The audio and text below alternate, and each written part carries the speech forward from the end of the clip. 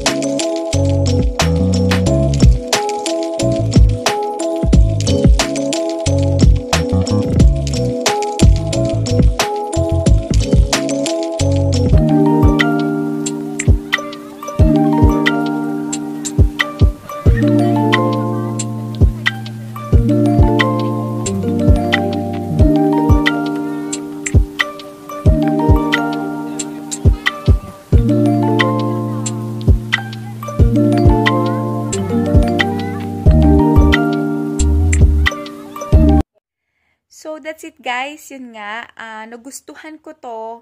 Ito yung napili ko. Actually, tumitingin lang ako nun sa mall ng best liquid foundation because I've been using Mary Kay liquid foundation for almost 3 years now. Ngayon lang ako magpapalit ulit ng liquid foundation. And as I noticed na yung Mary Kay, hindi niya masyadong nakukover yung aking disclaimer guys, this is my own experience. Yan. So, yun nga, hindi niya masyadong nakukover yung dark spots ko. And yun nga yung problem ko this period, ang aking mga dark spots. At kung hindi nyo pa nakita pala, ang aking latest vlog about my new skincare guys. Ayan, papakita ko siya. Ayan, baka gusto nyo naman siyang i-watch. My Brilliant Skincare Essentials na bago ko siyang ginagamit din para mawala ang aking mga pimples. And happy to say na I think it's effective siya sa akin kasi nawala na talaga yung pimples ko. I'm just resolving right now yung dark spots. Yan nga. Kaya aside from skincare, so, naghanap din ako ng makaka-cover sa kanya na makeup para hindi naman ganun ka-awkward. Kasi sobrang talaga yung, nakaka-struggle yung pimple marks. So, finally, I've found this L'Oreal Accord Parfait. Yan. So, sobrang ganda niya, guys. 'Di ba? Ayan, parang hindi mo makikita masyado ang kanyang dark spots. Sinasa ko to yung article niya sa Google. If you're tired of using Finding Miracle makeups, yun, it's perfect for you, this one. So, aside from coverage of dark spots, meron din siya guys na hyaluronic acid. So, it doesn't function only as a liquid foundation but also as a serum. So, maganda siya. Yun ang nakapag-attract sa akin talaga sa product na to kasi works as a serum na rin siya na may hyaluronic acid siya na can hydrate your skin for 24 hours. So, yun, it's good to give it a try, guys. It's so nice. This product is so nice. Hindi rin siya maamoy, non-sticky, and I think it can last 24 hours also, syempre. Kapag iwawash mo na siya, wash it thoroughly kasi medyo makapit talaga siya sa face. So, yun lang. Yan. Nakasulat din dito is, it has 1% Dachi de Hyaluronico. Yun, 1% siya ng hyaluronic acid. So, I love this product. I hope nakatulong ako sa mga may pimple dark spots dyan na katulad ko. So, mga naghahanap ng kanilang mga pwedeng ipang coverage sa ating mga dark spots. Yan. I recommend this product, L'Oreal Accord Parfait. So, yun lang, guys. Thank you for watching. And please do subscribe on my YouTube channel. See you on our next product review. And keep safe, guys. Stay safe. Let's stay connected. Don't forget to subscribe. Bye. See you.